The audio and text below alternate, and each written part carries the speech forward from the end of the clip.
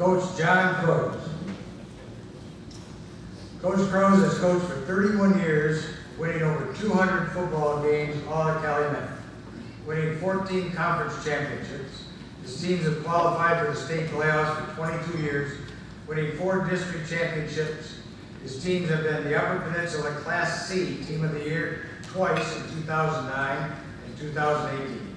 He was an Upper Peninsula All-Star Game assistant coach in 2009 and 10, and the head coach in 2011. And also the Upper Peninsula Class ABC Coach of the Year in 2009. He has coached 5 academic All-State teams. He was an East-West All-Star Game coach in 2021 and a 6-time Regional Coach of the Year. Coach Croze retired from coaching after the 2021 season. What coaching has meant to Coach Croze? I love Calumet Copper King coaching.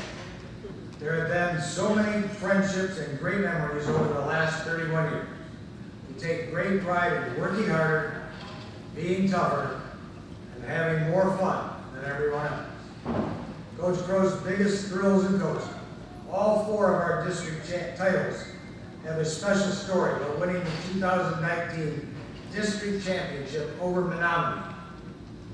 It is probably the biggest. Not only did it solidify us as a powerhouse in the Upper Peninsula, it is the only district title won on our home field. Coach Croze's comments on why coach. Growing up as a gym rat and sports nut because my dad was a young teacher and coach, it seemed I was destined to be a coach and teach from a very early age. I had the opportunity to coach football and make some money as an assistant varsity coach at Calumet in 1991. Ladies and gentlemen, the newest member of our Hall of Fame, Coach John Croze.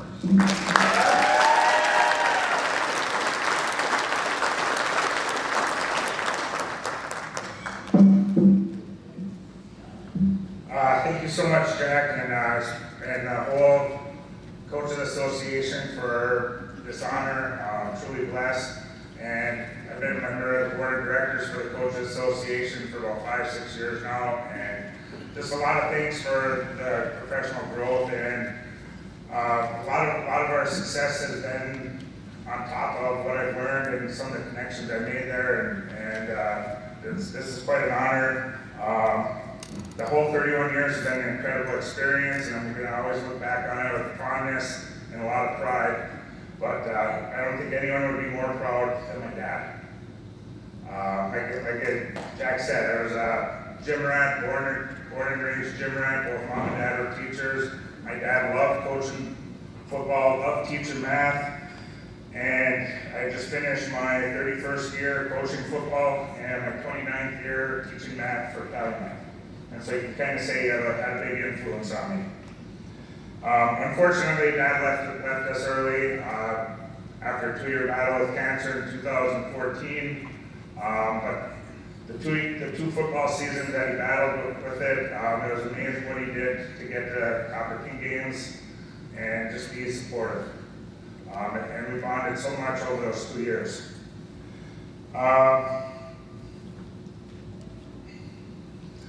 My Aunt Mary described him as and all people should strive to be this, as a man of passion and a man of goodness.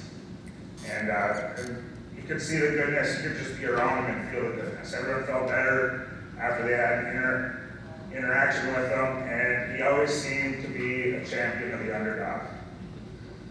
And that's something that I've always tried to do, is make those connections and try to stand up for people. Being a passionate man, certainly a lot of his passions were just family was his number 1 passion. Football is number 2, and friendship was number 3. And just when you look at our family, me and my dad were always committed to coaching and not being there. But we have a lot of family members here tonight. Uncle Joe, why don't you stand up here real quick? This is my dad's younger brother here. He's got a lot of passion for football. My sister Jennifer is here tonight. My brother Tim. Why don't you guys stand up, take an applause. Representing your dad here tonight. In fact, I want to get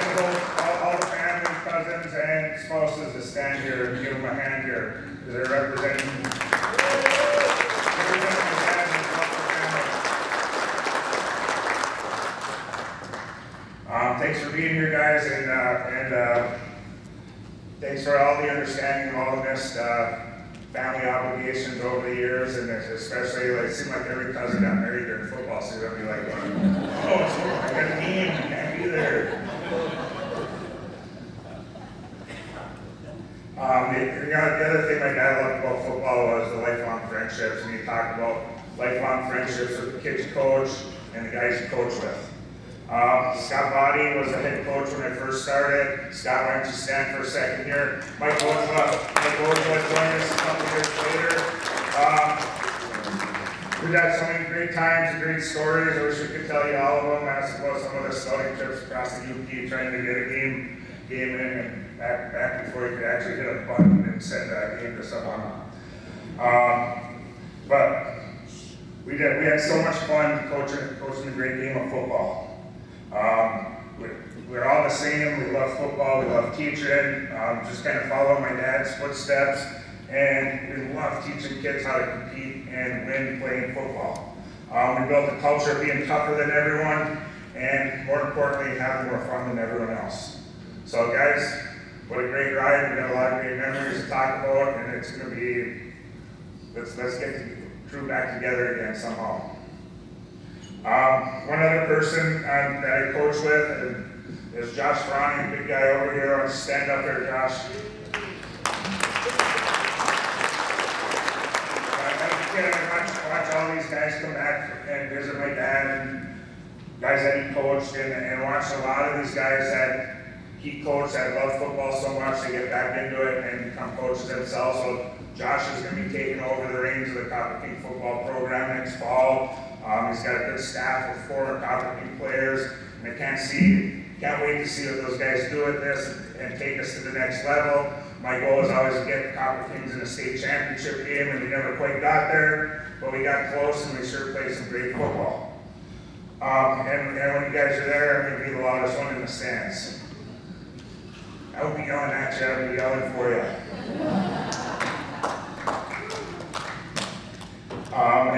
But the thing I missed most about Dad was a lot of the celebrations. He was passionate, he was overjoyed when we win, and sometimes he's the first one on the field, giving hugs and high-fiving everyone. But he was also the one that was there on the tough times, and the one that was always there to remind you that, and quote, the sun will still come up tomorrow. And I got two really good friends here that have taken that job over. Just real quick, Lizzie and Rita, why don't you guys stand and give a wave to everyone. Awesome friends, awesome people, and just a whole awesome crew here tonight. And just one last thanks to the Coaches Association for this wonderful honor and having the ability to stand up here and recognize the last 31 years and all the people that were there for me. Thank you very much.